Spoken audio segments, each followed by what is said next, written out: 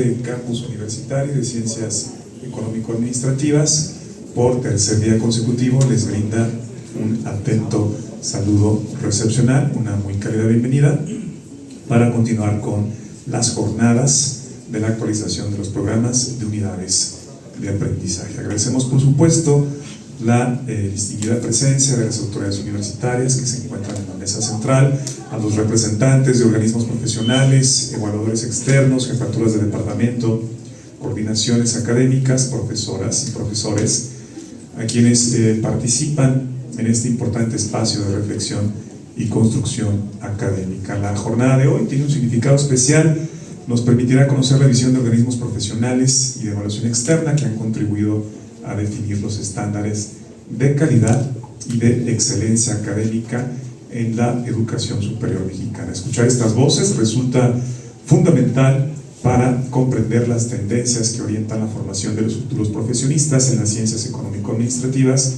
y, por supuesto, también para fortalecer los procesos de actualización curricular que hoy nos convocan.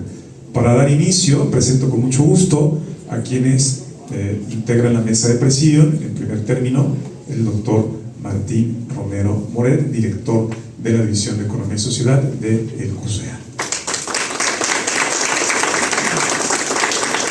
Y quien además será nuestro moderador en esta primera mesa de trabajo, el doctor Eduardo Ábalos Lira, presidente también de IMEF. Le damos un recibimiento también cálido con nuestro aplauso.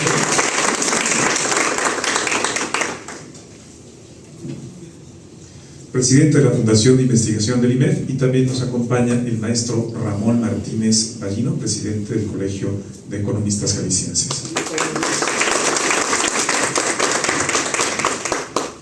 Pues directamente vamos a aprovechar al máximo el tiempo y queda en uso de la moderación ya el doctor Martín Romero. Muchísimas gracias, buenos días a todas y todos. Hemos aprendido en esta primera fase de este curso de las jornadas que hemos llevado a cabo en estos 2 primeros días. Hemos aprendido la complejidad que tiene la actualización de los programas de las unidades de aprendizaje. Hemos visto cómo esas implicaciones vienen desde tomar en consideración las políticas de educación nacionales, la filosofía que existe para evaluar, para acreditar la calidad de nuestros programas. Hemos también aprendido los lineamientos que en la misma materia tiene la Universidad de Guadalajara. Hemos aprendido que actualizar nuestros programas de estudio es una labor inherente, necesaria, urgente, importante, propia de nuestra actividad docente, de nuestro trabajo docente.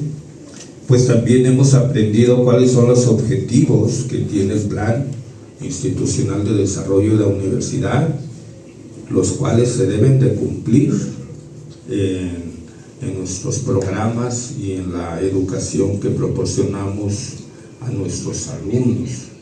También hemos visto las amenazas y las oportunidades que el desarrollo tecnológico tiene para nuestras carreras y para el futuro de nuestros alumnos.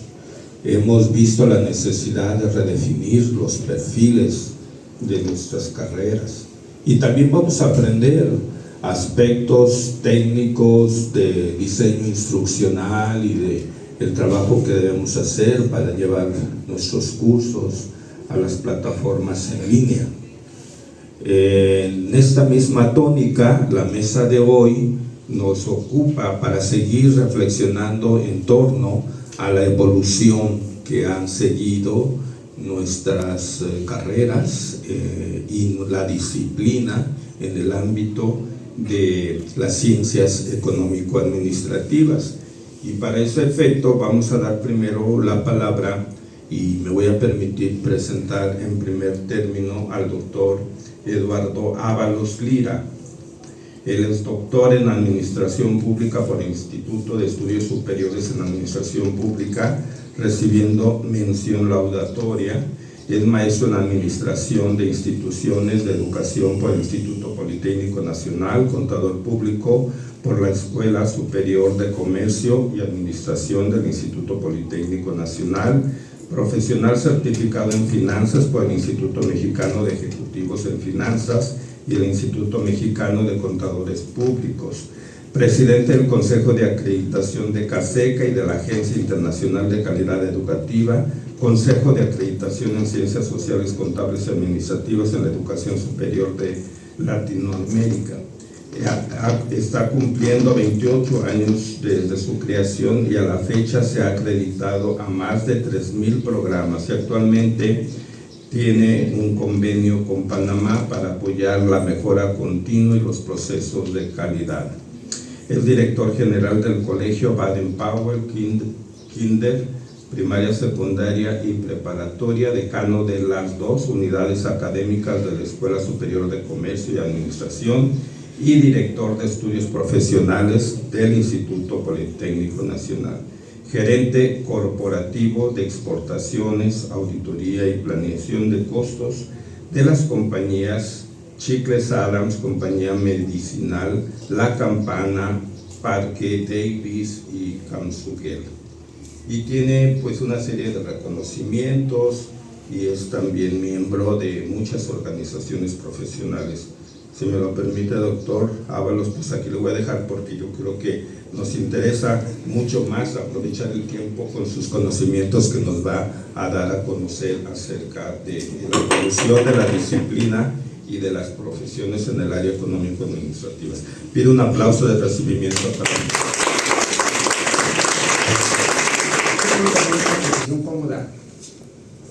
Yo sigo igual, pero ustedes como gran universidad no están haciendo eso. Por eso estamos aquí, porque ustedes quieren seguir siendo líderes en la educación, quieren seguir innovando. Yo los felicito por este esfuerzo que están haciendo. Les voy a dar un dato duro.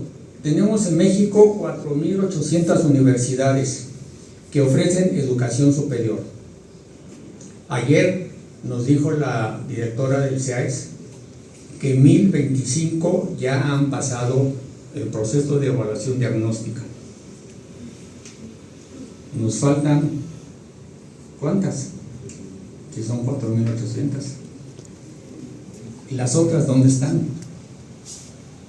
Como no es obligatorio todo esto, pues yo puedo seguir cómodo. La India, ¿qué fue lo que hizo? Oye, yo no creo en esto, entonces yo voy a exigir procesos de calidad a las universidades. Y lo hizo, y está funcionando muy bien. El día que aquí las empresas nos exijan a las universidades más calidad, muchos van a sufrir y van a desaparecer, porque no la tienen. Por eso les digo, el dato de 4,800, 1,100 han hecho algo. Ustedes son un ejemplo. ¿Dónde están las 3,800 restantes? Fui a Michoacán y me encontré una universidad en una cortina en una plaza comercial. Ofrece licenciatura, maestría y doctorado de fin de semana. En la tendencia 4, la inteligencia artificial aplicada a las finanzas, el cambio climático, las fintech, inclusión financiera, gestión de riesgos. También tienen que ustedes meter el área de gestión de riesgos. ¿Qué contenidos deben reforzarse en el mercado? La ponencia titulada Tendencias en la formación del economista ante los desafíos del siglo XXI. Educación, tecnología y vinculación con el entorno productivo, con el propósito de propiciar un espacio de análisis y reflexión sobre las nuevas dinámicas, retos y perspectivas que inciden en los procesos de enseñanza y aprendizaje de esta disciplina. Recibimos con un aplauso al maestro Martínez Ballina. Muchas gracias, muy buenos días. Primeramente, felicitarte, doctor Eduardo. Mi admiración y mi respeto por toda la trayectoria y la presentación que hoy nos compartiste. La verdad, indudablemente que la educación financiera en México es un talón de Aquiles que debemos subsanar, y lo mencionas muy bien, a esta crisis de deuda que tenemos con todas las tarjetas de crédito, y que no estamos atorados con las tarjetas hoy en día. Entonces sí es importante tener una educación desde nuestra formación como estudiantes de carácter financiera para poder enfrentar algo tan sencillo como es el manejo de una tarjeta de crédito. Primeramente quiero agradecer, sé que son pocos los minutos, voy a tratar de hacerlo breve, agradecerle al doctor Martín Romero por la invitación. La verdad me siento muy halagado y muy contento, te agradezco mucho, Martín. Como egresado de la Facultad de Economía, en aquella época de la Facultad de Economía, para mí es un honor y un gusto estar compartiendo con todos ustedes. Veo caras conocidas, me da mucho gusto volverlos a encontrar, para mí es un honor, compañeros y amigos.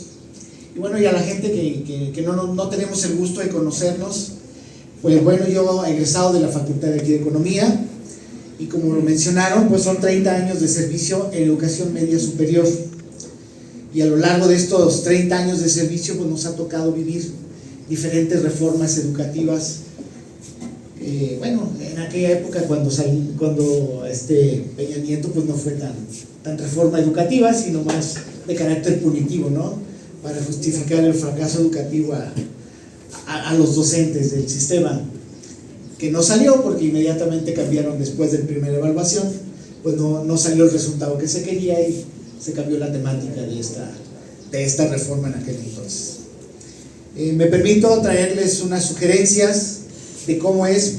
Yo celebro que estemos preocupados en mejorar o en transformar estas unidades de aprendizaje aquí en la División de Economía y actualizar las formas de cómo es que los jóvenes que estamos formando van a enfrentarse a un mercado laboral que, como ya se ha mencionado, está generándose una actualización a ritmos muy acelerados. Entonces sí es importante que nuestros planes y programas de estudio los podamos insertar a través de las necesidades en estos ámbitos laborales. Yo quisiera hacer rápidamente una analogía para poder entender, y ya lo mencionó el doctor Eduardo, ¿sí? La famosa evolución generacional en el ámbito del aprendizaje. Yo creo que varios aquí nos vamos a identificar con alguna de estas generaciones, estos famosos baby boomers, que son del 46 al 64, donde la educación estaba basada, o la evaluación estaba basada en la retención y en la memoria, ¿sí? Donde tu evaluación constaba de cuánto te habías desvelado una noche anterior para llegar al examen vomitivo, y al tercer día no te acordabas si pusiste el nombre o no en ese examen. Y después indudablemente viene, yo creo que la generación más extraordinaria de todas, ¿verdad? Claro. Indudablemente que sí, que es esa generación X, que estamos varios aquí, del 65 al 80, donde por primera vez empezamos a interactuar con estas computadoras, ¿sí? Somos ese eslabón que le dio forma a todo lo que está sucediendo en este momento en los cambios actuales. Esa transición hacia el aprendizaje de manera independiente, las primeras bases de datos las empezábamos a manejar. Yo recuerdo aquí en la facultad, a mí me tocó en econometría esos discos flexibles de 5/4. Ya los de 3,5 eran la locura, ¿no? De la panacea de tecnología. No sé si sepan de qué estoy hablando los compañeros de aquí enfrente, pero realmente eso es lo que nosotros vivimos, ¿no? Y bueno, se crea una nueva búsqueda entre el balance en esa rigidez y flexibilidad laboral que se tenía en ese entonces. Después viene una generación muy interesante, que son los millennials, que vienen del 81 al 96, y ellos son esos nativos digitales de manera intermitente. Cuando la tecnología empezaba a funcionar y ellos empezaban a hacer uso de la tecnología, y apropiarse de ella para sacarle el beneficio laboral conveniente, ¿no? Y bueno, ya para ese entonces el internet empieza a agarrar forma y esas bibliotecas físicas que se usaban anteriormente en las otras generaciones, que eran a través de un libro, pues ahora ya las puedes disponer a través de otro tipo de búsquedas, todo ese tipo de información. Luego tenemos a la generación que hoy no nos preocupa, nos ocupa. Son los jóvenes del 97 al 2012. Son los que hoy en día están en nuestras aulas. Y ellos son nativos digitales puros. Son los que viven con la cabeza gacha, viendo la pantalla todo el tiempo. Esa habilidad de caminar sin ver hacia adelante es impresionante. Y bueno, ellos tienen un contenido hipervisual interactivo y muy fragmentado. Al final ven tanto, pero al mismo tiempo no ven nada. Reciben mucha información, pero tampoco se apropian de nada. Esas partes son las importantes que hay que tener. Y es una inclinación por el aprendizaje asincrónico de baja demanda, ¿sí? Y tienen, aquí está un reto que tenemos en el aula, ¿no? Tienen una capacidad multitarea, pues que desafía la cátedra. Tú les estás hablando de lo que es una matriz de insumo producto y ellos ya te la sacaron en el celular y te dicen dónde estás mal. Y eso se convierte en un reto académico para todos nosotros. Entonces, sí es importante la actualización de planes y programas a través de estas nuevas tendencias y exigencias, tanto para el sector laboral como nuestros propios clientes nos lo están pidiendo, que son nuestros alumnos. Y bueno, la generación que nos va a preocupar, que es la generación alfa, que son todos los del 2013 a la fecha. Y bueno, ellos ya cuentan con una hiperconectividad algorítmica de manera impresionante. Aquí entra lo que para muchos de nosotros parecería ya brujería, ¿no? Que la inteligencia artificial te hable, tome un diálogo, te aconseje, te diga qué medicamento tomar y cómo no sentirte mal si te encuentras con una situación de tal tipo, ¿no? Entonces sí es impresionante el modo en que nosotros, como docentes, como impartidores de un conocimiento, debemos que entender cómo es que le vamos a llegar a este tipo de persona tan diferente a la que nosotros somos, donde sus formas de aprendizaje pues ya no son las que nosotros conocimos o que en su momento tomamos cursos, maestrías y hasta doctorados en educación para determinar cómo es que el joven va a aprender una teoría, cómo va a desarrollar una habilidad para el futuro, ¿de acuerdo? Entonces el gran desafío académico es que los estudiantes actuales procesan la información de una manera radicalmente diferente a como nosotros la conocemos y podría ser a como nosotros la planteamos en el aula. A veces yo me preparo y digo, ajá, esta ponencia está buenísima y a nadie le importa, porque realmente parece irrelevante y ahorita la bajo de donde la tenga que bajar. Así de sencillo, porque como todos sabemos, todo lo que nosotros subamos al internet, privadas, públicas, de tu empresa, se vuelve público. De eso se alimenta la inteligencia artificial. Entonces, bueno, hay que estar ad hoc al tema con los jóvenes. Esa rigidez temática para mantener los planes inmóviles, ¿no? O sea, pues las matemáticas son las matemáticas y 2 más 2 siempre serán 4, porque hay que cambiar eso. Pero nadie le dice al chavo para qué sirven esos 4. ¿4 qué? ¿En esencia de qué? ¿De acuerdo? Entonces el riesgo inminente es el entorno real de esa resistencia como no, y en beneficio de la mejora académica de los jóvenes. Entonces, como consecuencia directa, si estas unidades de aprendizaje no mutan, pues el conocimiento caduca. ¿De acuerdo? Entonces, ¿cuál sería la perspectiva? Yo lo veo desde un punto más empresarial, y la nueva administración pública desde los 80s así se ha pegado, ¿sí? Se ha pegado más a estructuras de tipo empresarial. Hola.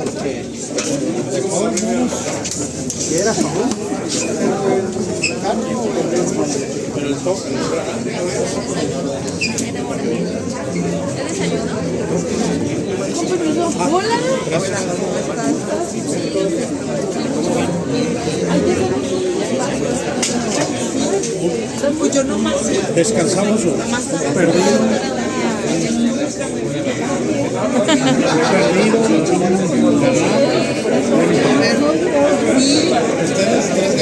Estás muy grande.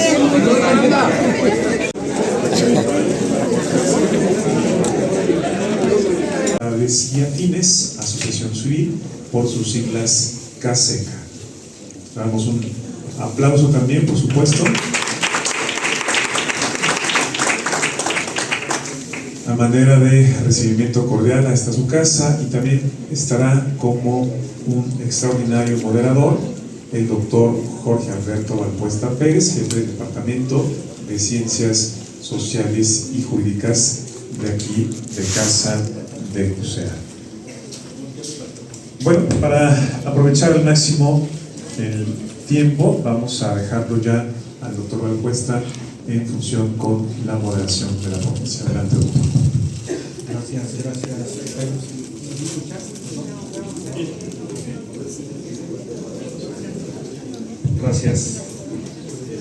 Gracias. Pues buenos días a todas y todos. Para continuar estas conferencias, esta serie de actividades de la fase 1 de estas jornadas, y como penúltima actividad de conferencias para cerrar esta misma fase, nos complace presentar una conferencia que seguro estoy que sacudirá la perspectiva tradicional con la que se mira la formación profesional. Cuando nos sentamos en las academias a reconfigurar un programa de unidad de aprendizaje, solemos pensar que el éxito radica en actualizar el contenido, verificar los cumplimientos normativos o la bibliografía reciente, ¿no? Sin embargo, no solo la revisión debe de ser introspectiva al interior de la academia, al interior del centro. El mundo exterior nos está pidiendo una adaptación a la realidad. Hoy, el éxito del talento no está en cuánto sabe, sino en cómo integra y aplica ese conocimiento en un entorno de inteligencia artificial y cambio acelerado. La carrera profesional dejó de ser una escalera fija para convertirse en un ecosistema de adaptación constante.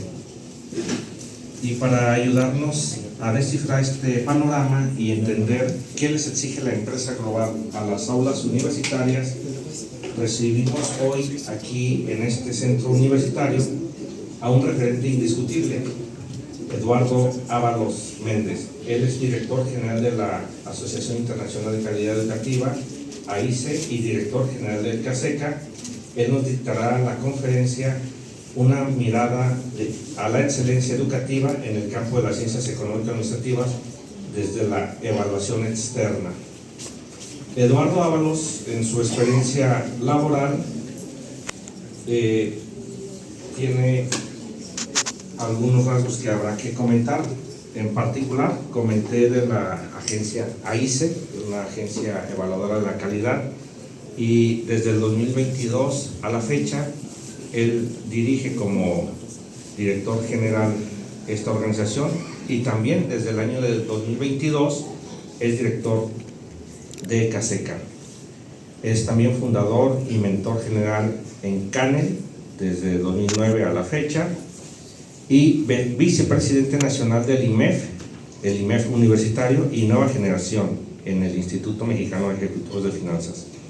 También es vicepresidente del Comité Interuniversitario del Instituto Internacional de Ética y Cumplimiento desde el 2019 y vicepresidente de Nueva Generación de la Asociación Mexicana de Capacitación AMECAP 2019 a la fecha.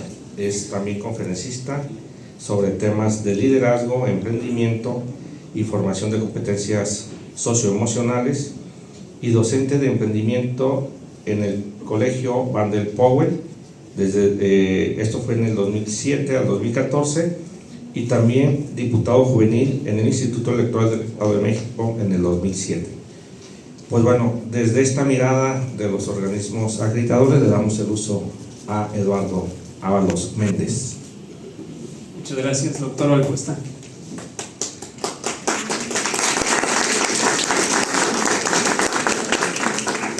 Yo me voy a estar moviendo bastante, pero de entrada les digo que mi objetivo el día de hoy es incomodarlos, porque la cosa se viene bastante complicada y ahorita les voy a explicar por qué.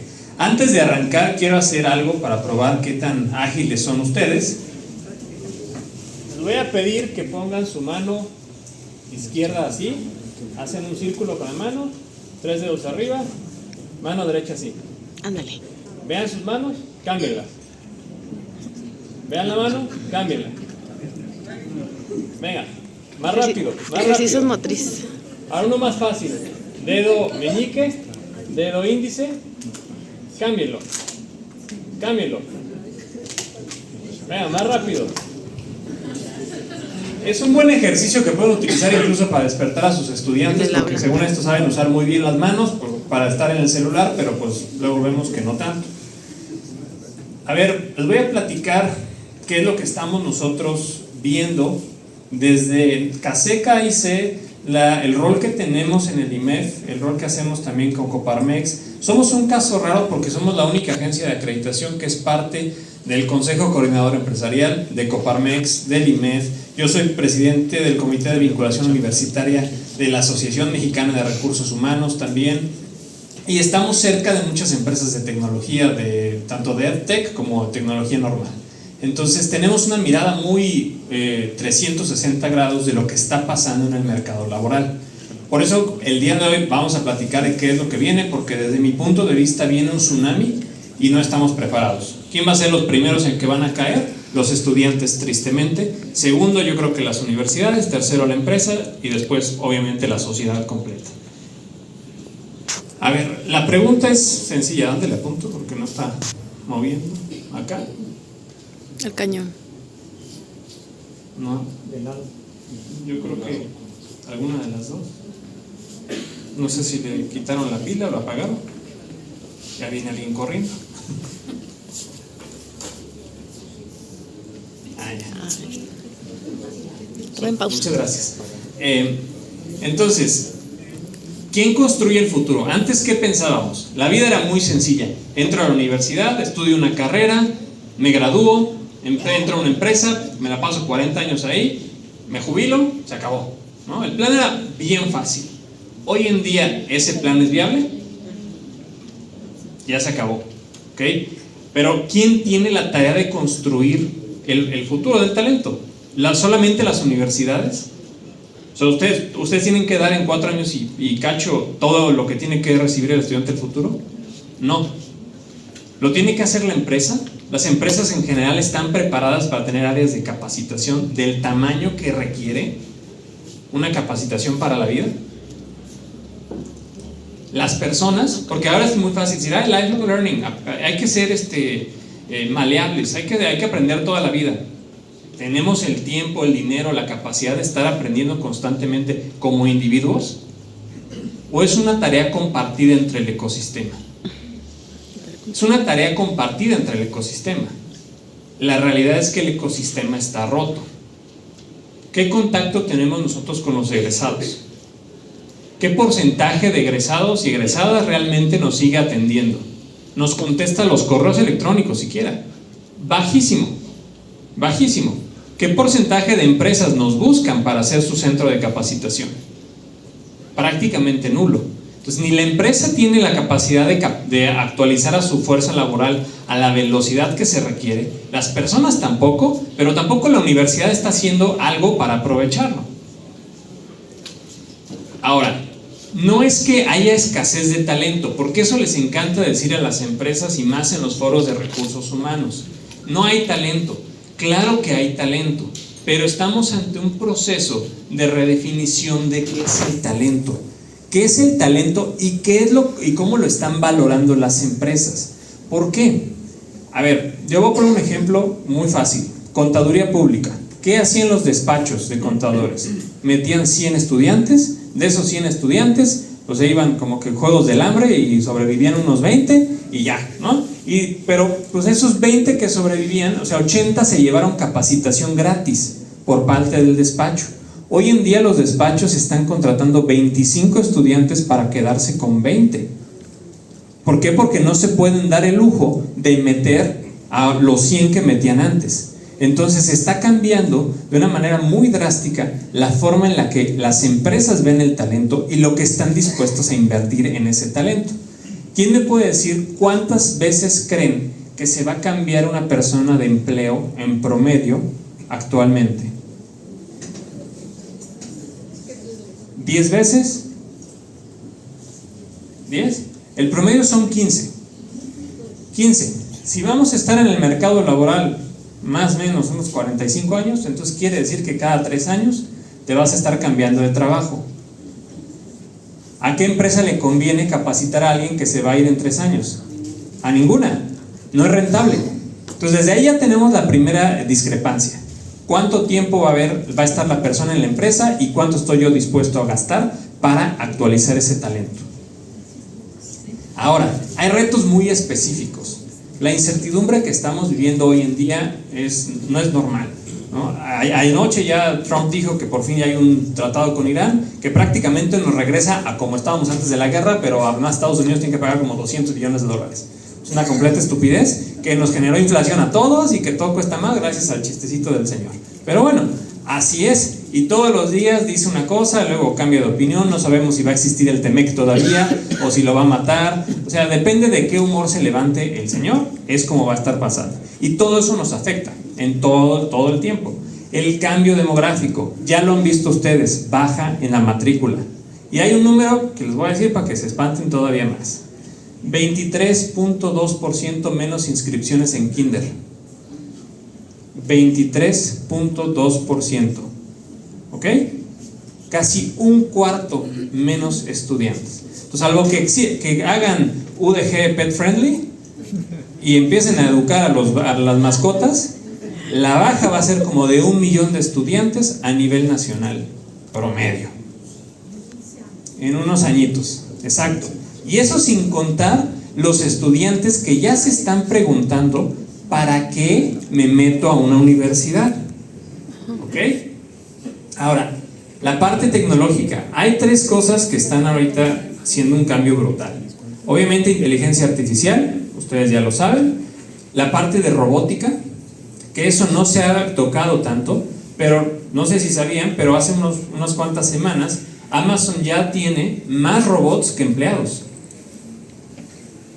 Así, o sea, Amazon tiene alrededor de 100,000 robots, 101,000 robots y como 100,000 personas empleadas.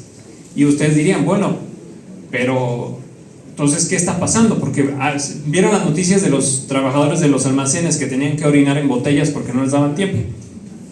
Muy sencillo, ¿quién está a favor de que la gente orine en botellas porque no tiene tiempo de ir al baño? Pues nadie. Pero ¿quién está a favor de que entonces despidan a todos esos trabajadores y que metan robots? ¿Vean? Ese es el problema. ¿Okay? Y la robótica está avanzando a una velocidad mucho más rápida y con más certidumbre que la inteligencia artificial. Ahí hay otro dato del que poco se habla, que es el cómputo cuántico.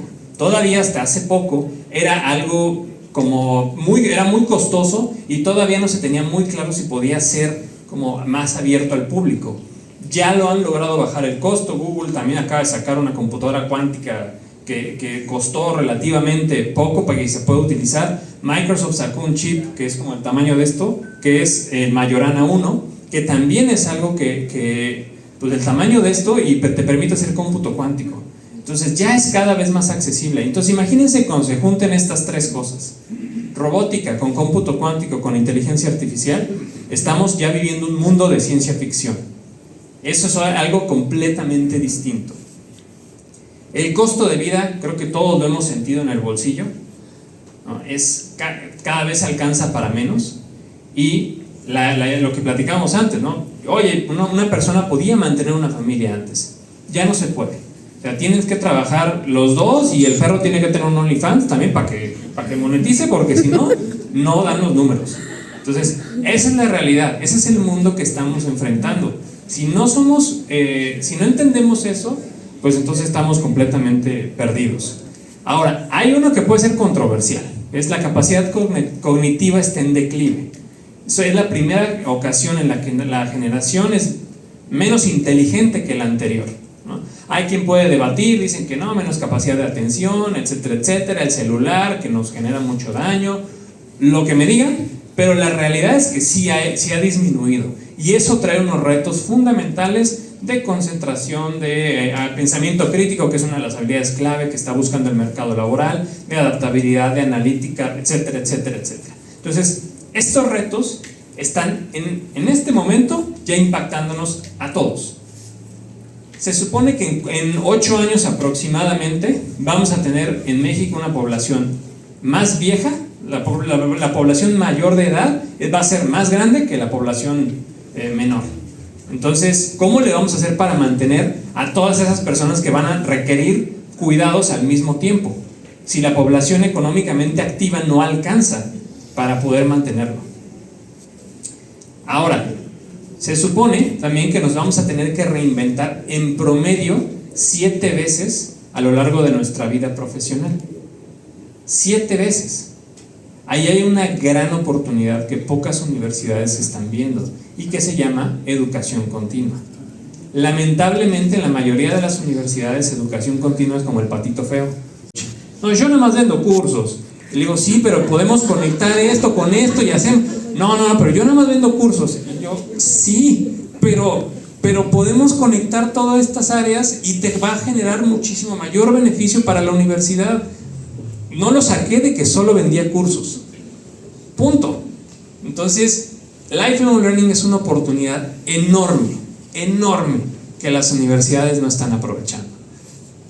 Ahora, tenemos una discrepancia también muy extraña en lo que perciben las generaciones del impacto de la inteligencia artificial. Boomers y millennials lo ven como algo positivo, en teoría. Los centennials y los alfa no lo ven tan así. Obviamente porque ¿dónde están generándose la mayor cantidad de recortes? En los perfiles juniors. Hay otro dato de terror. Hay una baja del 64% de contratación de perfiles juniors. 64%. Sus egresadas y egresados son perfiles junior. Entonces, 2/3 menos prácticamente de contrataciones. Todo eso va a impactar en el corto plazo. Entonces, ese tipo de cosas es lo que tenemos que ver. Hay muchas cosas muy extrañas. Ustedes pueden ver este análisis, yo lo saqué de Randstad, que es una de las consultoras de recursos humanos más grandes del mundo, y hay unas discrepancias bien extrañas de lo que percibe la gente y lo que está realmente pasando. Ahora, antes era sencillo, ¿no? Que era lo que les decía, te pones a estudiar, te titulas, trabajas y empiezas a ascender en la empresa, y ahí era muy común que te quedaras toda la vida. Ahora tenemos que aprender, adaptarnos, tenemos que hacer habilidades transferibles, ¿no? Y ahora soy eficiente acá, pero puedo sacar un empleo en otra industria, me va a generar mayores oportunidades. La realidad es que el mayor brinco salarial se da con las habilidades transferibles. Si yo logro pasarme a otra industria donde mis habilidades son mucho más demandadas o más escasas, más bien, tengo mejores probabilidades. Y les voy a poner un ejemplo, las competencias verdes. ¿Quién sabe qué son las competencias verdes? Okay. Las competencias verdes ya las mapeó también la Unión Europea, son 12, lo pueden buscar en LinkedIn, le pongan en internet nada más Green Skills LinkedIn Report y son 12 competencias verdes. Esas competencias generan hasta un 67% de mayor empleabilidad en las personas, y lamentablemente no tenemos ni mapeadas las competencias verdes. En México no estamos generando especialistas en sostenibilidad, ni siquiera confundimos sostenibilidad con sustentabilidad. Entonces no es lo mismo, estamos hablando de cosas muy diferentes, pero la parte de competencias verdes genera una oportunidad de upskilling fenomenal. Es algo que nosotros debemos de tener en el radar, ¿Por qué? Porque para el 2030 vamos a graduar solo la mitad de especialistas en sostenibilidad que requiere el mercado laboral. Entonces, si estoy teniendo problemas para colocar a los perfiles junior, tengo que encontrar la mayor cantidad de hacks que me permitan darle las mejores oportunidades posibles. ¿Dónde está el valor del talento actualmente? Aprender más rápido, aprender a aprender. ¿Ok? ¿Por qué? Porque si el día de mañana sale una herramienta artificial, una herramienta de inteligencia artificial nueva que ahora hace, no sé, cómputo cuántico en finanzas, pues la tengo que adaptar, porque si yo no lo aprendo, la persona que sí aprendió a utilizarla me va a quitar mi puesto de trabajo. Hay que aprender a utilizar la inteligencia artificial, pero yo le llamaría como inteligencia adicional. Me gustaría decir que yo acuñé ese término, pero no, lo encontré en un artículo. Pero ¿a qué me refiero? Una persona con las capacidades, conocimientos, bases, etcétera, etcétera, genera hasta un 26% de más productividad en las empresas. 26%, ¿ok? Es enorme, pero ¿cuál es el problema? Que solamente se ha generado ese impacto en un 12% de las empresas. Ojo, yo no soy pro inteligencia artificial, yo creo que hay una burbuja ahí, creo que va a tronar eventualmente. Tampoco es una buena noticia que truene una burbuja de inteligencia artificial, porque puede ser una crisis peor que la del 2008, pero si hay una realidad, una persona con los conocimientos adecuados y las herramientas adecuadas de inteligencia artificial es una bestia dentro de las organizaciones. O sea, se vuelve alguien increíblemente productiva o productivo. Ahora, las condiciones para que se dé ese tipo de personas son muy difíciles de generarse, sí, pero sí pasa, ¿ok? Ahora, hay que aprender a colaborar entre generaciones y disciplinas. ¿Por qué? Porque todavía estamos viviendo en un mercado laboral de muchas generaciones al mismo tiempo, de muchos países. De repente también algunas empresas que se han quedado con el trabajo remoto, no tantas lamentablemente, porque el trabajo remoto ayuda mucho a la movilidad social, pero todavía hay algunas que sí mantienen el home office. El trabajo remoto nos ayuda, pero igual, si de repente estás trabajando con alguien de Mérida, pues la mentalidad de Yucatán es distinta a la mentalidad de alguien de Nuevo León, a alguien que es de Oaxaca. Entonces todo eso convive dentro del mismo ecosistema laboral. Hay que ser resilientes. Hoy en día puede salir una industria, puede salir un negocio, puede salir algo, simplemente una actualización en ChatGPT que truena industrias completas. No sé si sabían que hubo una empresa de asesoría para capacitación que salió a bolsa como unas 2 semanas antes que lanzaran ChatGPT. Habían logrado, creo que, una evaluación de $2,000 millones, una cosa así. Yo estaría súper feliz, no todo. Sale ChatGPT y el valor de su acción se va prácticamente a cero. El mismo día que salió ChatGPT. ¿Ok? ¿Por qué?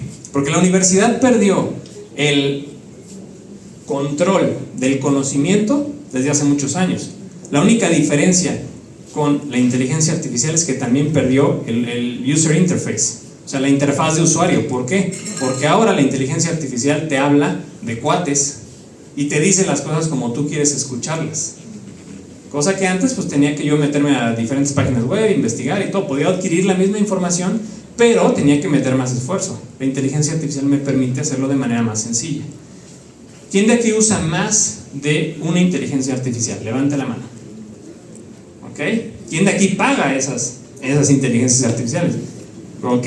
Vean el problema. Son muy pocos los que lo pagan, no porque se puedan colgar como si fuera un diablito, pero si no estás pagando la herramienta, no estás sacando la mayor cantidad de su poder. Ajá. Y además hay que ver para qué te sirve cada inteligencia. Yo normalmente al día uso 3 diferentes. Una para temas privados, la otra para temas de programación y la otra como para redacción de correos y cosas así que pues me ayudan a hacer más rápido mi trabajo. Pero eso es algo que va a ser la norma. Tú vas a entrar a trabajar y vas a tener tus agentes de inteligencia artificial que van a estar haciendo distintas acciones dentro de la organización. Entonces, ya no solamente estamos hablando de intergeneracional, interdisciplinario, también interespecies, prácticamente, porque ese es el mundo laboral. Y estamos preparando nosotros a nuestros estudiantes para poder tratar con agentes dentro del mercado laboral, ¿sí o no? Ahora, también hay datos bastante extraños. 63% de los empleadores se está invirtiendo en inteligencia artificial, pero los empleados solamente consideran, solo el 12% considera que realmente cambió su forma de trabajar por la inteligencia artificial. Quiere decir que la mayoría percibe que no tiene ninguna diferencia. ¿Por qué? Porque no la estamos utilizando de... Se predice, se debe de diseñar, y creo que en esa tarea estamos aquí en la universidad. Y para el CUSEA me parece que no solamente nos deja el reto tecnológico, sino pedagógico y humano. Entonces, con tu aportación nos vamos al trabajo de las academias y con la conferencia del doctor Tamayo cerraremos esta fase, ¿no? Y pues bueno, las preguntas están muy buenas y optimizamos tiempo, y pues te las dejo para que nos puedas dar tu opinión. A ver, bueno, traté de resumir esta pregunta, pero dice que si disminuye el posgrado, ¿qué es lo que se puede hacer, no? Igual y también disminuir prepa, licenciatura, o hacerlo como más compacto. Yo creo que lo que debería de pasar es tener 2 años de tronco común,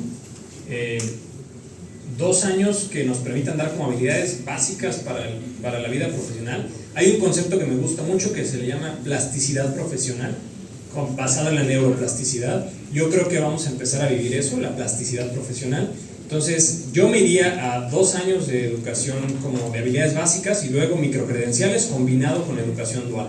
Ese yo creo que sería como el futuro de la educación. Veo algunas universidades que ya están cambiando hacia ese enfoque, porque ya realmente un programa académico tradicional no hay mucho valor en él.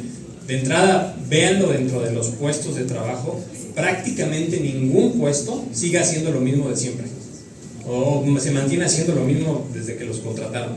Cambia muchísimo. ¿Cuál es el futuro de los jóvenes en cuanto a jubilaciones y pensiones? No tienen futuro. No, ya no. Y es lamentable, ¿no? Yo estoy dentro de esa generación. Necesitamos tener 2, 3 chambas para poder salir adelante. ¿Por qué? Porque ya no hay jubilación, porque vamos a vivir más tiempo, porque quién sabe qué pase, ¿no? Si al señor Naranja se le ocurre bombardear México y repartir Freedom por todos lados, pues entonces ya no sabemos. Entonces, por eso es lo que menciono, que el tema de aprendizaje para la vida se va a volver crucial, porque vamos a tener que estar reinventando y agarrando habilidades transferibles, y entonces viendo cómo me puedo adaptar a esta nueva tecnología que salió, a este nuevo mercado que se abrió. Yo platicaba con un desarrollador inmobiliario enorme, le decía, a ver, ¿qué pasa si el día de mañana descubren que puedes cambiar el concreto por nopales, ¿no? Que puedes construir, y eso ya es biotecnología? ¿Qué vas a hacer?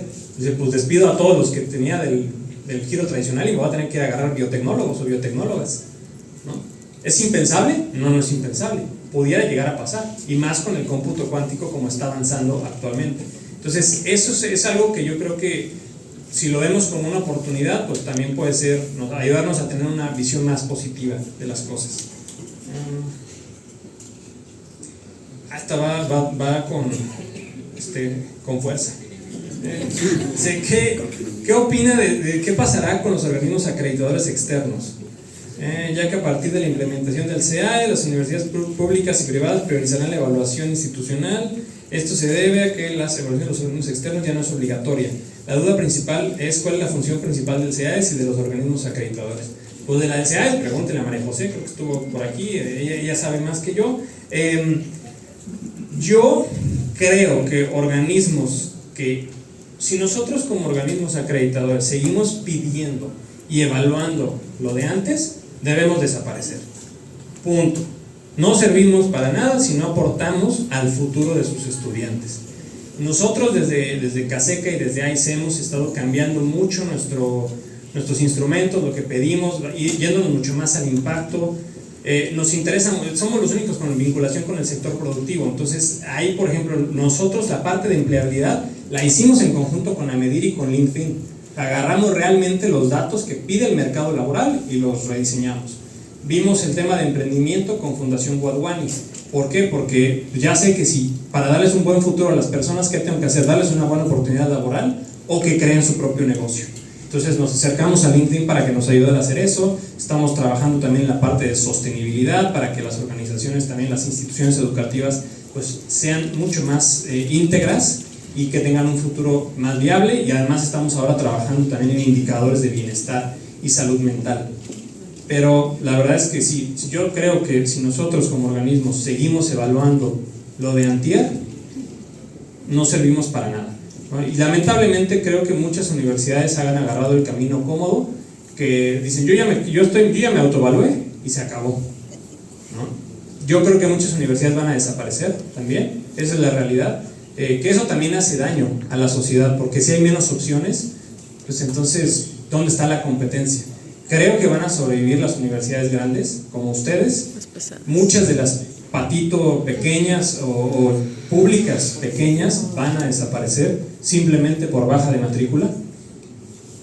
Pero si al rato vemos grupos muy grandes, por ejemplo, que veas unos 5 o 6 grupos privados que compraron 800 universidades, eso tampoco es positivo, porque entonces las opciones disminuyen, tanto para el estudiante como para las empresas. Ok, a la parte de la diferencia entre sustentable y sostenible. Sustentable solamente es la parte medioambiental, ¿ok? Sostenible es la parte económica, social y medioambiental. Entonces, muchas universidades, me he dado cuenta que por comodidad dicen que son sostenibles, pero nada más tienen botes de basura que separan. Y ahí dicen, no, es que somos súper sostenibles. Ahí bebe, separamos la basura. Eso es sustentabilidad y nada más una parte, pero bueno. Por eso es importante, la sostenibilidad es muy difícil, honestamente, pero nos urge como planeta ser sostenibles.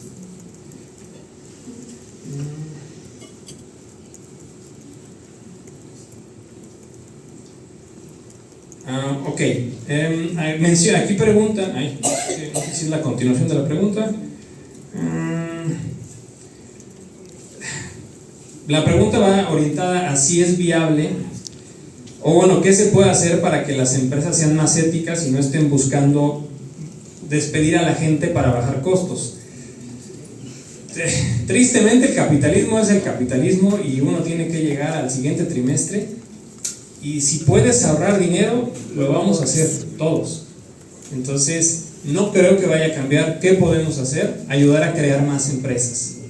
O sea, en un mundo ideal tendríamos un porcentaje importante de estudiantes que están saliendo con su propia empresa. Nosotros de hecho ya tenemos una alianza, no solo con Fundación Wadhwani, que ya trabajamos hace como 5 años, hay una nueva que acabamos de cerrar que se llama NAS Company. NAS, no sé si ubican a NAS Daily, algunos de ustedes, es una influencer que tiene como 70 millones de seguidores en línea, pero Nusair Yassin lanzó una empresa de emprendimiento con inteligencia artificial.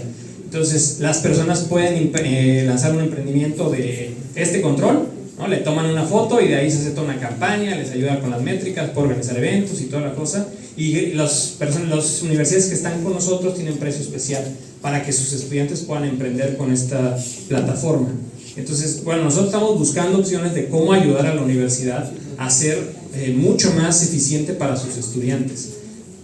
A mí me gustaría nada más cerrar con este espacio. Muchísimas gracias por la invitación, Jorge, y muchas felicidades por estar tomando esto pues con la seriedad que se requiere. Si viene un tsunami, eso no tengan la menor duda. Estamos ante un tsunami de la empleabilidad y tenemos que hacer cambios urgente, porque sus estudiantes están perdiendo oportunidades de una manera brutal.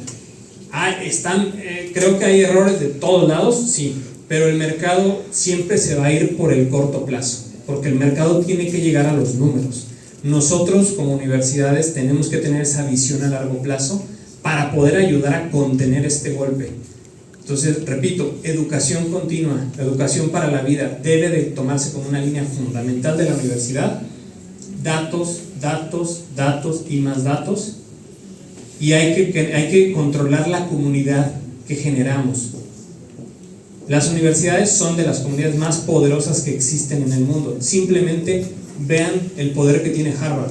¿Quién puede tocar a Harvard? Nadie, ni siquiera el presidente de Estados Unidos se ha atrevido a tocar a Harvard. ¿Pero por qué? Porque controla su comunidad. ¿Ok? Muchísimas gracias.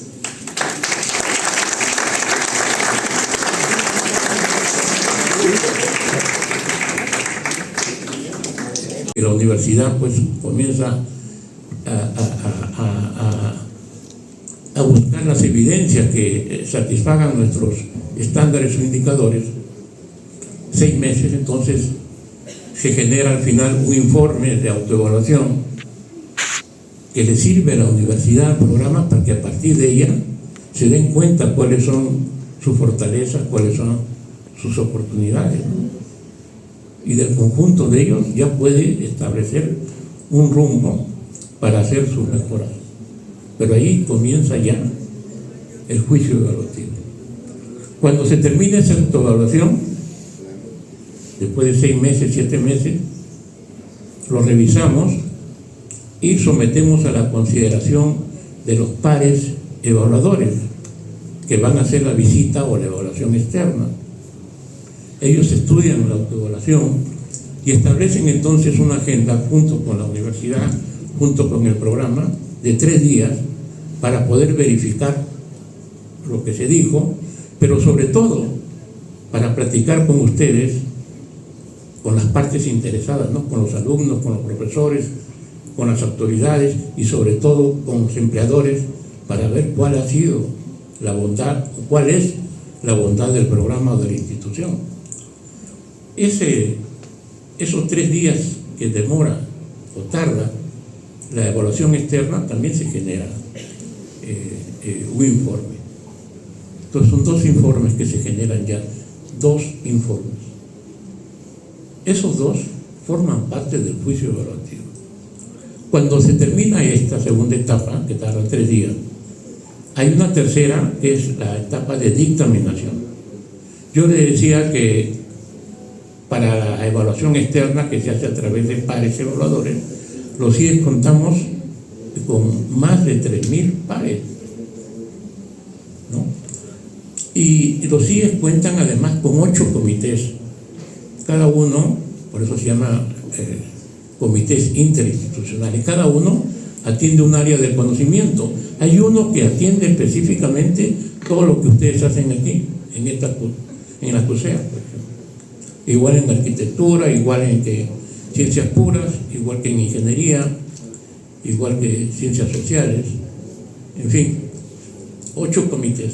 Y en cada uno de estos comités, donde se va a insertar el programa que vamos a evaluar, cada comité tiene de 12 a 14 miembros que revisan los informes de evaluación externa y de autoevaluación. Y son los que al final dictaminan, dan la procedencia si el programa es acreditado o no. Y si es acreditado, ¿qué vigencia tiene? Con el modelo 2024, la vigencia que los CIES otorgan son de 3, 5 y 7 años, ¿no? ¿Y de qué depende esa vigencia? ¿No? Muchos dirán, quienes están pues metidos en este tema, ¿por qué a algunos les dan 3 años y a otros 5 y a otros menos 7 años de vigencia? Y hay una serie de requisitos, obviamente, o características o condiciones que dicen para cada uno de ellos. Pero yo siempre recurro a una analogía, que si nosotros vamos al médico, ¿no?, para que nos revise un check-up, por ejemplo, y el médico nos ve bien, nos ven que gozamos de buena salud, lo que nos hace decir, vengan pues en tal tiempo, ¿no? Nos dan algunas recomendaciones. Pero si nos encuentran algo sospechoso, no, le dicen, mire, véngase pues en tal fecha, hágase estos exámenes y venga para ver qué pasa. Pero si no solamente hay algo sospechoso y nos ve muy, ¿cuál es el calificativo? Muy deteriorados, ¿qué nos dice el médico? Nos dice, pues señor, hágase urgentemente esto o se quede en el hospital, etcétera, o vengas en los siguientes días. Entonces esa periodicidad que hacemos nosotros con la vigencia es eso, ¿no? Cómo encontramos el programa, cómo encontramos a la institución y cuándo requiere de una nueva revisión. Entonces el juicio evaluativo es eso, ¿no? La reunión de todas las evidencias que se van encontrando desde la autoevaluación, la evaluación externa y la dictaminación. Bien, ahora fíjense, cuando hacemos esto, esto es lo que nos ha caracterizado los CIES. Nos genera confianza en la comunidad educativa, en las instituciones. Confianza. Cuando acuden a nosotros para que le hagamos la evaluación, como ya se dijo aquí en México, en nuestro país, la acreditación es voluntaria, ¿no? Antes en las administraciones anteriores, antes del 18, la Secretaría de Educación Pública otorgaba muchos recursos a las universidades públicas, muchos millones de pesos, para que hagan su evaluación y acreditación. Bueno, pues ya no es eso. Ahora las universidades, con sus propios recursos, ¿no? Buscan la evaluación y buscan la acreditación, siendo voluntaria y no teniendo recursos, porque estamos atravesando, y ustedes lo saben, por una crisis enorme de presupuestos. Cada vez menos crece la matrícula y los alumnos, el costo por alumno se hace alto, pero se financia menos con los recursos públicos. De hacer una aplicación de casi 2 años, nosotros recibimos de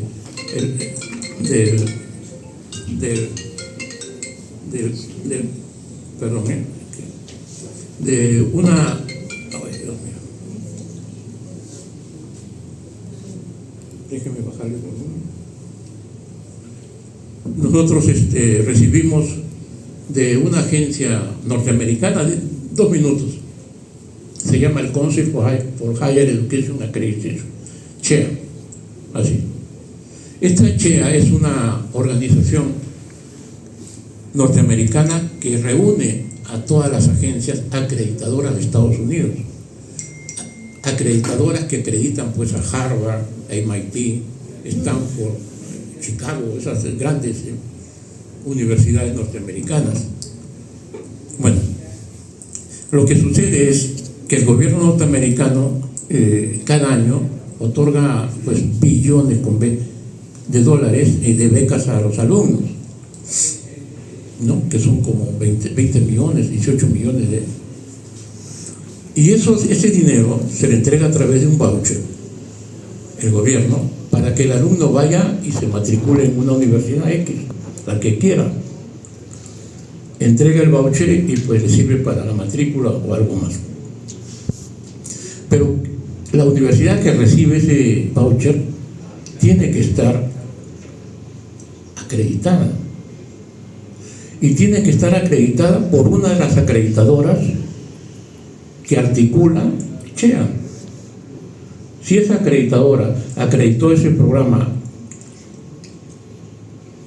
que recibe el alumno, que recibe la universidad, no está vinculada a CHEA, no puede recibir ese recurso. Es la importancia de CHEA. Bueno, nosotros aplicamos para que CHEA nos reconozcan como una agencia acreditadora articulada a esta agencia, a esta organización. Y de la mano durante mucho tiempo somos entonces a nivel nacional la agencia reconocida por ESEA en todas sus etapas. Adelante, por favor. Adelante. Y bueno, la reflexión final, ¿no? ¿Qué hace excelente a una universidad? La pregunta. La respuesta es: no es una sola cosa, no es un indicador, no es una acreditación, no es un ranking, sino la capacidad para aprender, transformarse, rendir cuentas a la sociedad de lo que hacen, servir a la sociedad y mantenerse fiel a su misión. Eso es lo que hace una universidad, un programa de excelencia. Pues con eso Es lo que le preparé esta mañana para conocimiento de ustedes. Pues gracias por la atención.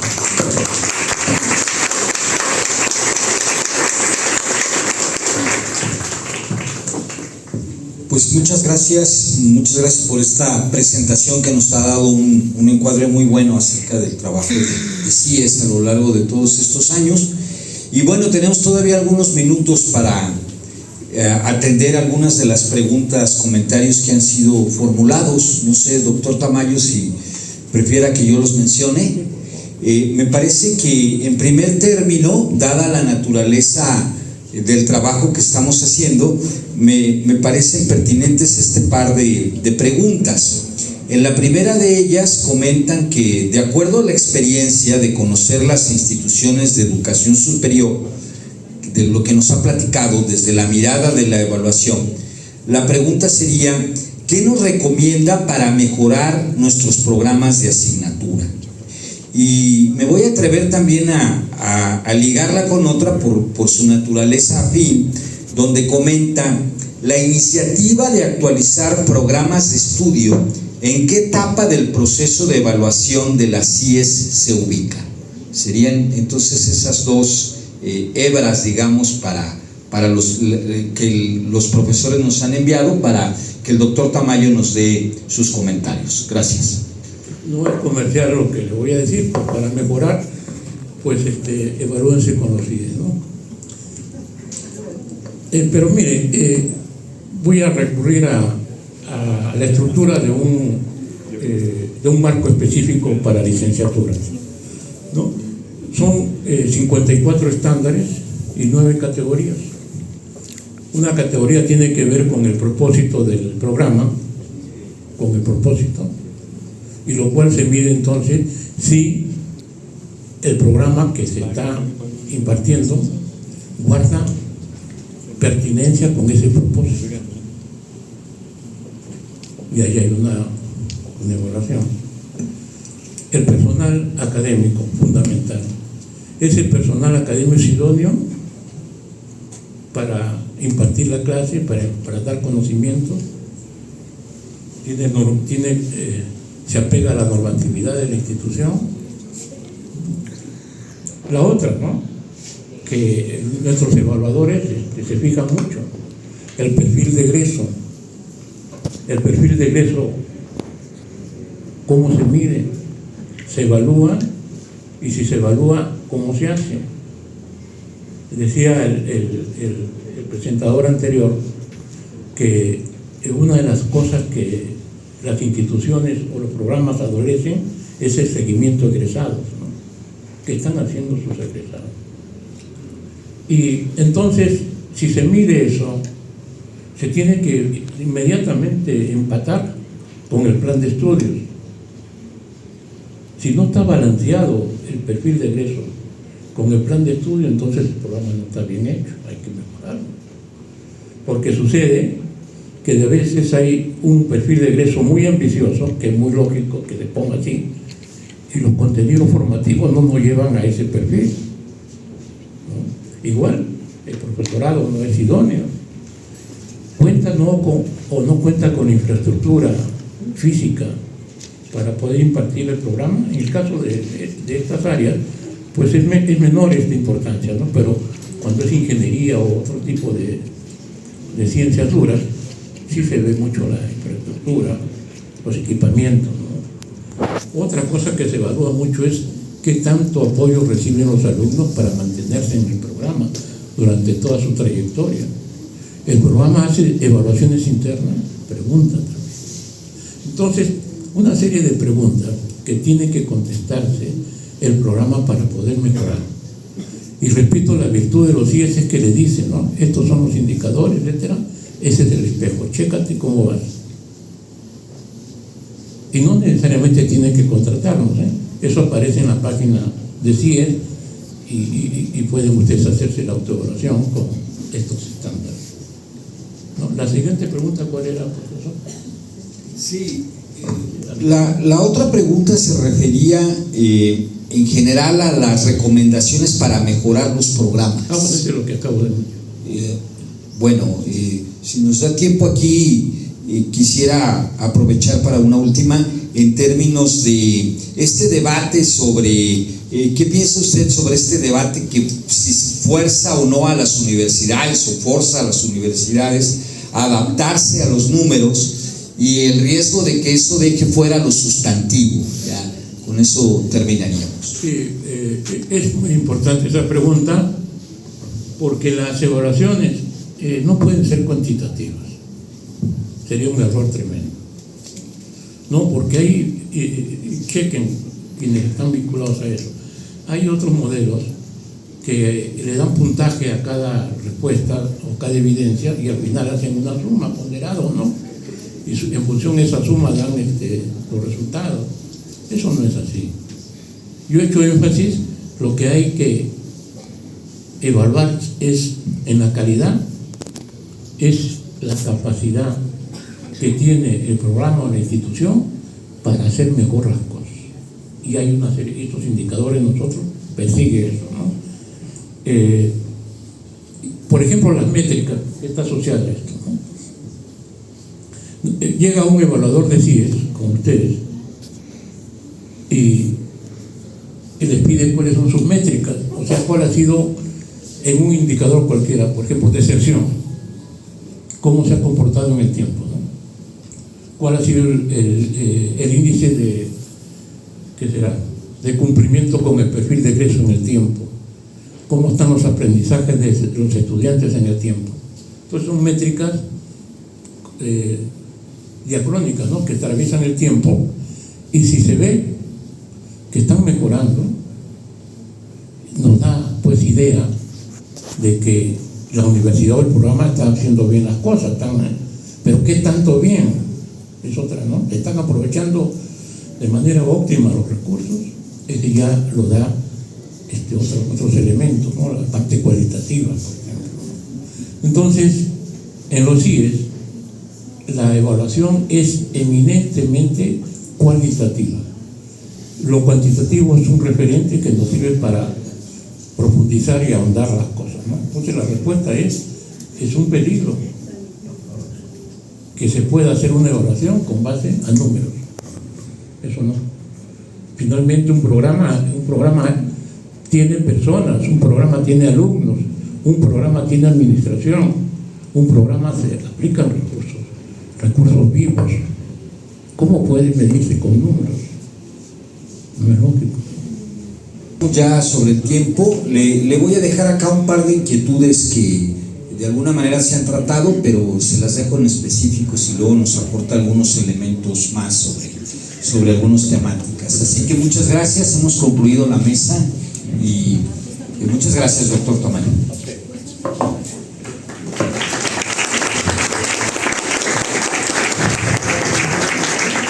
Nos sumamos, por supuesto, a las felicitaciones y el agradecimiento de lo que nos ha compartido el doctor Tamayo. Ha viajado expresamente para dejar estas reflexiones de manera muy puntual sobre la mesa y, por supuesto, hacemos mención y saludamos la presencia de la rectora del Centro Universitario de Ciencias Económico-Administrativas, la doctora Mara Nadiezda Robles Villaseñor. Y aprovechando tu presencia, rectora, queremos invitarte para que hagas lo propio, entregando el documento que acredita la participación de nuestro expositor, el doctor Miguel Ángel Tamayo Taipe. Aquí está el documento, los invitamos a que posen para la toma de la fotografía oficial. Y también vamos a invitar a nuestro director de la División de Economía y Sociedad, al doctor Martín Romero Moret, para que también deje constancia de la participación de Hugo Alberto Michel Uribe en su calidad de moderador. Le entrego el documento, doctor, para que también posen con con todo el presidio y se quede el registro electrónico en las memorias de esta jornada que hemos tenido a lo largo de estos 3 días. Ahí queda entonces. Muchas gracias, doctor. Gracias por ayudarnos. Muchas gracias. Mucho gusto, claro que sí. Gracias.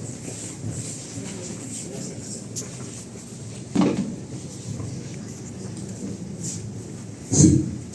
Brevemente, antes de dar paso a que la rectora nos haga el favor de clausurar esta primera fase, a nombre de los jefes que integran la División de Economía y Sociedad y de la mía propia, me permito agradecer a todos los profesores que han estado aquí en estos 3 días, su puntual asistencia para esta primera fase de las jornadas.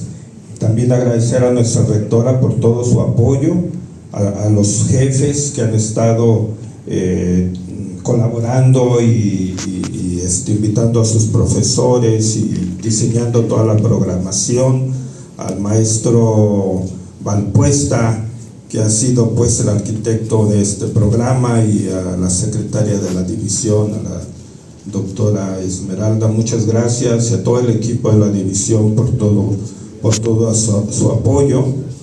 En estas conferencias hemos aprendido que, querámoslo o no, nuestros programas están bajo escrutinio, no solo a nivel institucional, sino nacional e internacional. Hemos aprendido que las nuevas tecnologías representan graves amenazas para las carreras que impartimos, para los empleos de nuestros egresados, incluso para nuestros propios empleos, por los retos que tiene en la actualidad el futuro de la universidad como la conocemos. Hemos visto incluso algunos datos que podrían atemorizarnos y llenarnos de incertidumbre ante un futuro incierto.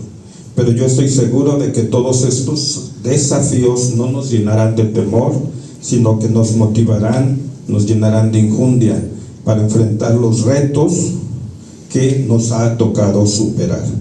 Estoy seguro que sabremos cumplir con nuestra responsabilidad como docentes y que lo haremos muy bien. Quiero decirles, estimados docentes, que no estarán solos en la siguiente fase de este curso, en la cual ustedes y sus academias actualizarán sus programas. Seguiremos trabajando de manera colaborativa, conscientes de que lo que hagamos o dejemos de hacer tendrá gran impacto sobre las actuales y futuras generaciones. Gracias.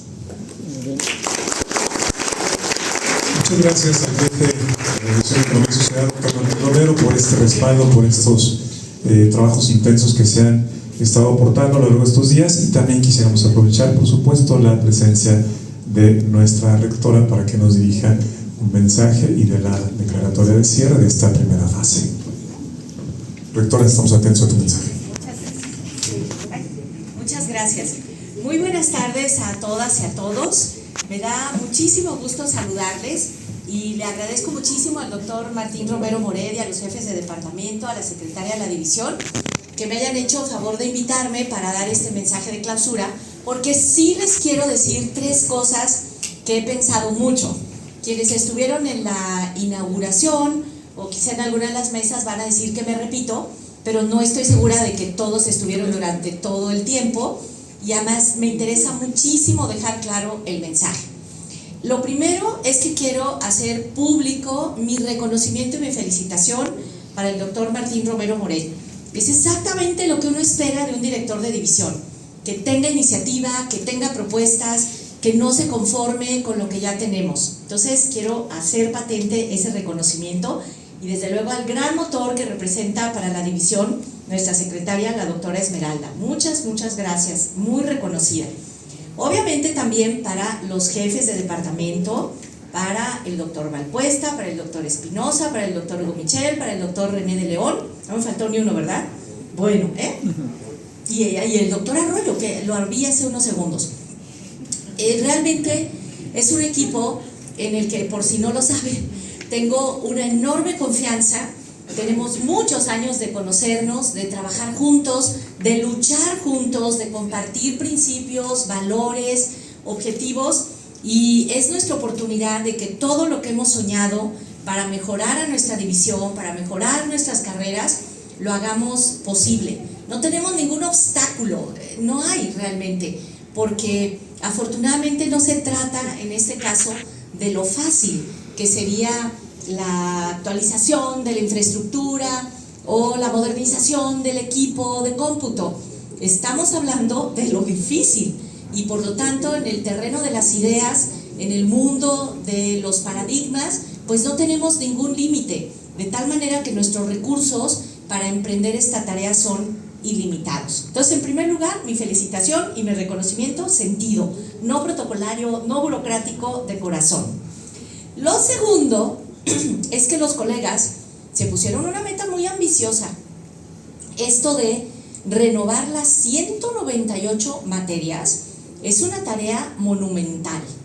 Entonces, dijimos en la inauguración lo que no es. No se trata de llenar un dato para un informe. Eso no tiene sentido. Las cambiamos todas y básicamente le cambiamos 2 letras o una palabra y todo quedó igual. Claro que no. No se trata de una simulación, no se trata de un formalismo, no se trata de obtener una certificación con una norma para cumplir un requisito. No, nos estamos proponiendo algo verdaderamente profundo, porque partimos de la base de que tenemos un problema crítico, es decir, las ciencias explícitamente sociales de nuestro centro universitario, las políticas públicas, la economía, las ciencias ambientales, los asuntos gubernamentales y las políticas públicas, o sea, lo que se estudia en nuestra división, tiene cada vez menos estudiantes. Igual pasa en otros centros universitarios con filosofía, con sociología, con historia, con geografía, con antropología, pero lo más grave es que pasa en el mundo. Cuando hace unas semanas tuve la noticia de que nada menos que la New School for Social Research, o sea, la escuela de Derrida, de Hannah Arendt en Nueva York, está cerrando carreras y está despidiendo tenures. Entonces yo dije, ahora sí se está acabando el mundo, la New School. O sea, hay efectivamente un problema grave con nuestras ciencias sociales. Y los y las que estamos aquí sabemos que eso es muy serio, porque lo que realmente puede hacer humana a nuestra tierra son las ciencias sociales. Entonces hay un problema grave al cual ya convocó a generar una resolución nuestra rectora general, la maestra Carla Planter, egresada de Ciencias Sociales y una experta en humanidades, y el vicerrector ejecutivo de la universidad, el doctor Héctor Raúl Solís Gadea, que también es una autoridad en la materia, convocó a la creación de un consejo de análisis de qué pasa con las ciencias sociales y humanidades. Y ahí invitaron a título personal, no digamos en representación de CUSEA, pero claro que nos representan al doctor Enrique Cabrero, al doctor Mauricio Merino y al doctor Alfredo Rodríguez Banda. Entonces, esta reforma, este planteamiento que se ha hecho aquí, tiene que enmarcarse en ese paraguas, es decir, tiene que ser una reflexión profunda del contexto social en el que estamos inmersos, de la dinámica sociológica en la que estamos imbuidos y de la crisis de las profesiones que nosotros impartimos, de tal manera que si nosotros tenemos que cambiar radicalmente los enfoques, las cargas horarias, las metodologías, la didáctica, lo tenemos que hacer porque rendirnos sería gravísimo, sería inadmisible si nosotros efectivamente cediéramos a la tentación tecno-optimista de pensar que lo único importante es consumir, consumir y consumir, y además atender a las necesidades de un mercado informal cada vez más cercano a la ilegalidad y a la delincuencia. Perdónenme, pero estaríamos traicionando nuestro espíritu universitario, sería indigno de nosotros. Entonces, si se supone que somos los que más pensamos, pues nos tenemos que hacer cargo de esa situación. Entonces, estas jornadas son un gran inicio. Me dio muchísimo gusto saber que 160 profesoras y profesores se inscribieron. He estado en diferentes momentos de las jornadas y he encontrado siempre quórum, y bueno, los veo y yo digo, claro que podemos. Estas cabezas que están aquí, esta inteligencia, esta fuerza que ustedes representan, tiene tamaños para asumir ese reto. Entonces, la tercera cosa que quiero decir es que tenemos que encontrar lo que le pregunté a María José Rizaus y Garavito el día de ayer. ¿Qué incentivo le damos a los maestros, además de su vocación, además de sus principios, además de sus valores, además de su disposición, no probablemente les podamos ofrecer dinero, ¿verdad? Me encantaría decir, vamos a darles un incentivo, un bono, me encantaría, porque yo sé que particularmente los profesores y las profesoras de asignatura tienen salarios precarios, y no se crean que los de los titulares son mucho mejores, y todo el mundo tiene que hacer un esfuerzo brutal para tener todas las constancias que les permitan ser perfil PRODEP, que les permitan tener PROESDE, que les permitan acceder al SNI. Pero hay muchos otros incentivos de diferentes naturalezas y sus jefes de departamento, la secretaria de división, el director de división, son personas brillantes que pueden encontremos juntos, propónganos ustedes también incentivos. O sea, díganos, a mí por ejemplo, miren, me ayudaría mucho que me hicieran este cambio, me ayudaría mucho que me abrieran este espacio, me encantaría que me relacionaran con fulano. O sea, que encontráramos una manera de que este proceso, además de laborioso y además de profundo, pues sea muy gozoso y muy estimulante. Entonces les dejo el reto de pensar más allá de la constancia, incluso si ayer me atreví a decir que quizá le deberíamos de dar a todo el mundo la constancia de que participó, porque participar en la reforma a una materia y un plan de estudios es de lo que más puntos da. Pero alguien diría, de ninguna manera, Mara, porque ¿cómo vas entonces a premiar? Victoria, qué gusto, una gran académica, bienvenida, me alegra tanto verte. Tenemos que, tú nos puedes ayudar, te estoy buscando para una misión especial, justo, puede ser esta. Bueno, o sea, tenemos que encontrar una manera en donde se reconozca el esfuerzo y el valor de quienes aportan más, desde luego, pero también tiene que haber un piso para todos los demás. ¿Por qué tenemos que estar sufriendo como en tienda de raya para poder merecer? Si merecer es dar nuestras clases, llegar puntuales, acudir, darlas bien, interesarnos en las chicas y los chicos. Es decir, tenemos que encontrar una fórmula virtuosa para poder incentivar a las y los profesores que ya están demostrando compromiso al estar aquí. Y bueno, termino con eso. Quiero que sepan que tienen toda mi confianza, que tienen todo mi reconocimiento, que valoro su vida académica, que me doy cuenta de lo que implica el trabajo que hacen aquí, sobre todo los que vienen solo por algunas horas que pagamos en unos centavos. Y a las y los profesores de carrera, pues su constancia, su tenacidad, su trayectoria, toda la carrera que han generado en torno a CUSEA. En ratos me siento egresada de economía y digo, mi escuela tiene que salir adelante. En ratos quisiera meterme en sus jornadas como profesora para decir lo que a mí también me pasa. Pero bueno, finalmente tengo que actuar como rectora y por lo tanto mi compromiso es apoyarles, robustecer su iniciativa, que sepan que cuentan con todo el apoyo institucional, que los felicito muchísimo y que les agradezco más. Así que siendo el 17 de junio a las 12:52, declaro clausuradas estas exitosas jornadas que serán para bien. Muchas gracias y felicidades.